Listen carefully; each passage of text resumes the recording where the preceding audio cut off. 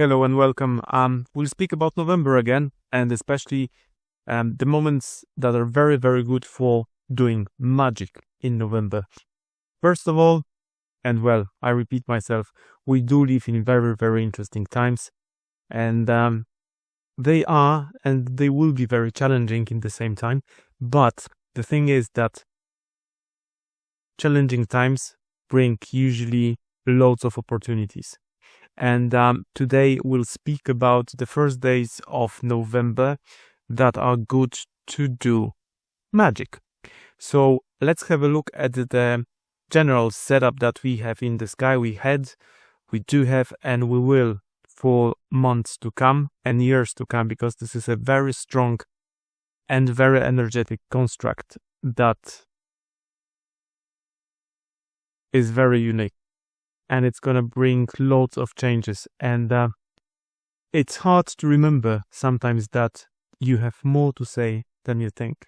And especially in hard and difficult times, even though these are the moments where you can create and change something in your life because of the amount of energy and events happening in your life, you forget about it. That this usually is the best time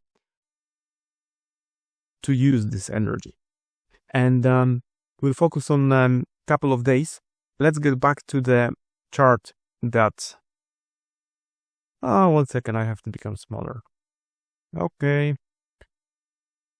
So this is the chart that I made in one of my first videos, maybe even a year ago. And this chart is for July 2026, if you can see it here. End of July 2026. We'll have a very interesting timing anyways, but as I said before, this big construct in the sky, so we have Pluto, Neptune, Saturn and Uranus, they make bisextile. So these two planets are sending extra energy to this point, beginning of Aries, a world point, 0 degrees Aries, that's the world point. This is the beginning of the horoscope. So usually if something happens in this point regarding slow moving planets, it gives effects to everyone on the planet. So for example, when Uranus entered the first degrees of Aries in 2011, as far as I remember, we had Fukushima. So big events if a slow-moving planet makes contact with this point. And so these four planets at these 3 points make this big construct. So if you have any placements in the early stages of any zodiac sign, that will be affected somehow by these slow-moving planets. And apart from that, each of these sextiles is making 2 quincunxes. So 1 second, that's the first. Did I make a... I have to move through all of the slides that I made for you. Come on, we have to get back to the first one. Anyway, so I've just marked the points that these 2 quincunxes will be sending. These 4 quincunxes, fingers of gods, from these 2 sextiles will be sending to these 2 points. So they, let's say, will be double charged, like the beginning of Scorpio, end of Libra, beginning of Scorpio, and beginning of Virgo and end of Leo will receive extra energy. So it means that if you have some placements in these points, you may have some challenges, or it really depends on your horoscope. If it's a very nice and easy point in your horoscope, you may have brilliant moments in your life in the months and years to come. But usually when you have these fingers of gods focusing on certain elements of the horoscope, the answer lies on the other side of the horoscope. So you look for polarization. So for everyone around the world, it would be these points, the beginning of Taurus and the beginning of Pisces. So in simple words, probably the answer to all of the problems in the world will lie in goods, in things that we have, money, and faith in ourselves, probably. So these are the points that would give answers to these two very energetic points in Scorpio and Virgo. So as we have this big construct in the sky, whatever enters and affects these points somehow, and on the 29th of July 2026 we will have a conjunction of Sun and Jupiter, and in the same time we will have a conjunction of Moon and Pluto. So I would expect it to send extra energy to this world point in Aries anyways, to Uranus and Pluto. So these are the moments where, if you know how to, you can do magic. So let's have a look at November and let's see what November, what opportunities are being given to us in November. So first of all, the 5th of, no, I have the 4th before that. So let's go to the 4th of November. So the 4th of November, we are going to experience an opposition of Mars and Uranus, and that's going to be 17:29:50 GMT. So you would have to adjust it to whatever place you live in the world. So it's going to be later, let's say, in Istanbul or earlier in New York. But this is a very strong opposition on its own. So we have Uranus that's going back in Gemini, and probably the next stage, Uranus maybe on the 10th, will be in Taurus back again. Mars is moving forward to Sagittarius. So this opposition asks to find balance between the Mars that wants to initiate something, move it forward, and Uranus that is a god of chaos, but brilliance and new inventions, electricity, and in Gemini that will be communication. So I would say that in general for the whole world, that moment can bring sudden changes in the way regarding communication. So there can be some words that are spoken too fast or too vividly, especially between leaders, but that's not everything. This is a moment where we can look into ourselves for our brilliance and unusual and unconventional ideas, and we can get them started. That's not everything that's going on in the sky, because as I just show you on the previous slides, we have this big setup in the sky, and this is what's happening right now. This opposition is going to be a part of this big bisextile in the sky, and in the same time, this Mars makes sextile to Pluto and trine to this world point in Aries. So this whole construct, when we have 3 sextiles and 2 trines and 1 opposition, asks to find balance. And if you're capable of doing that, it can be a very beneficial period. If you don't, and if you allow the energy to go over your emotions, that's loads of energy. So it can go this way.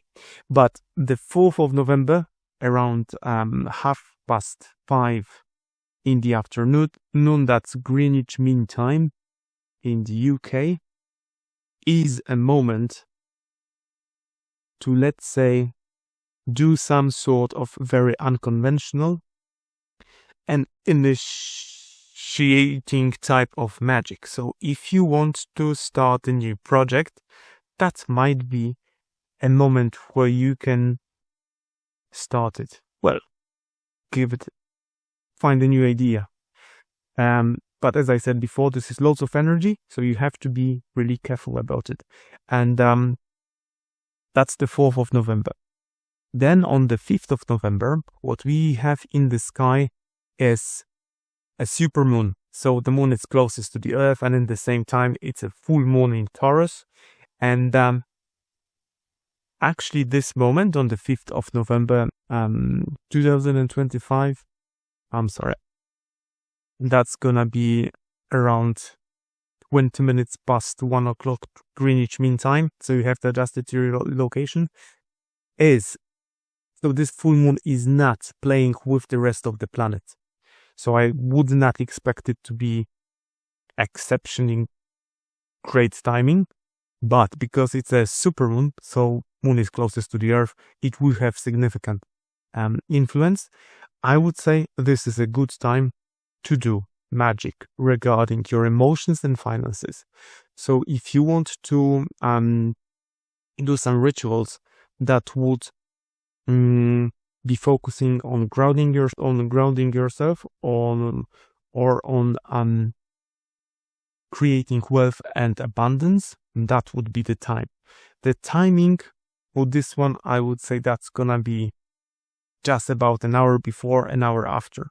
And I drew this construct of the remaining planets, and as you can see, it is not touching any of these planets in this big construct, so it is not going to be super extra mega.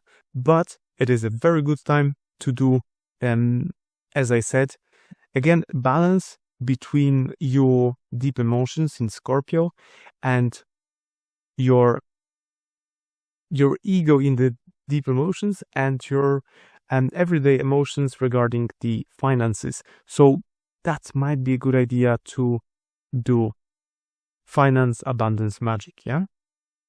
And as I said before, the 4th, that would be communication and initiation rituals and magic. So if you want to kickstart something at this point, that might be a good idea regarding magic. And this one is very strong because it plays with the rest of the planets in this setup. Anyway, let's get to the 6th. And on the 6th, we have this supermoon that's not a full supermoon anymore, is going to conjunct Uranus, and at the same time it's gonna oppose the Mars that just had a opposition with Uranus. So extra emotions to this initiation energy. And these are the last days of Uranus in Gemini for next probably 4 or 5 months. So extra power coming to this very brilliant but chaotic and unpredictable energy of Uranus in retrograding in Gemini. But that would be, because the Uranus is retrograding, that would be into the inside. So if you want to do some sort of communication magic, for example, if you want to initiate contact with your ancestors, that may not be a bad moment. So that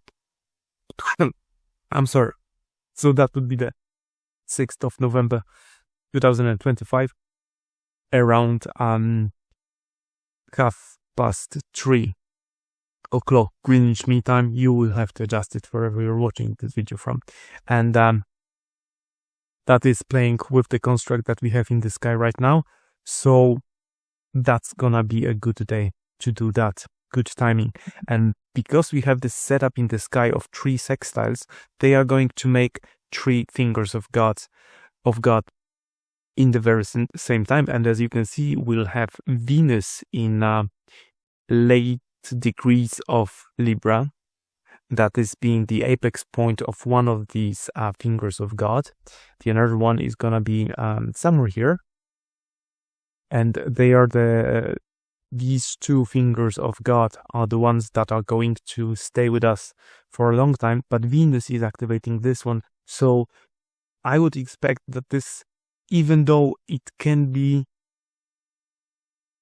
a very energetic timing, there is diplomacy that comes into play. It will not be easy, but Venus in Libra can bring some diplomatic offspring, let's say. Let me put it this way. So we'll have 1, 2, 3 fingers of God happening in the same time, the same day. And so these 3 points are going to get activated by these fingers of God, especially this one. And Venus is opposing Eris Proserpina, however you want to describe this planet, that is goddess of discourse, while Venus would be goddess of diplomacy as well, beauty and diplomacy, especially in Libra, so, and justice in Libra. So this point is going to be quite important as well. But as I said, the 4th, the 5th, and 6th are very good days to do magic. And if you want to do magic on the 4th, that would be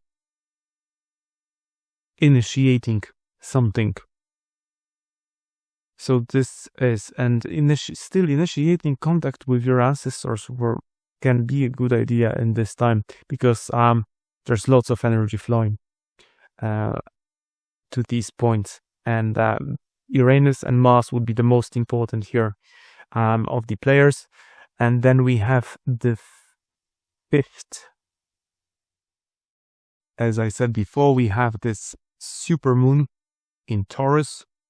This is work regarding grounding, material world, and your emotions regarding the material stuff like money, goods, houses. So that would be good timing as well. And then we have the 6th, and that is going to be very energetic day as well. This is what I'm going to do. I'm gonna try to do some magic regarding contacting my ancestors, and we'll see how it goes. Let me know in the comments what you think, and whether you're gonna do something regarding magic yourself in these days.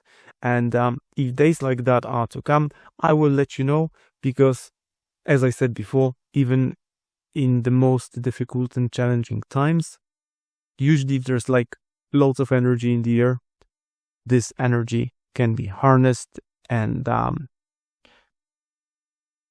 forged into success. So hopefully we'll use these energies for good. And I'll be back soon, hopefully, because I started making these videos again. And remember to ask me questions in the comments if you're willing to. So that's it for today. See you next time. Bye bye.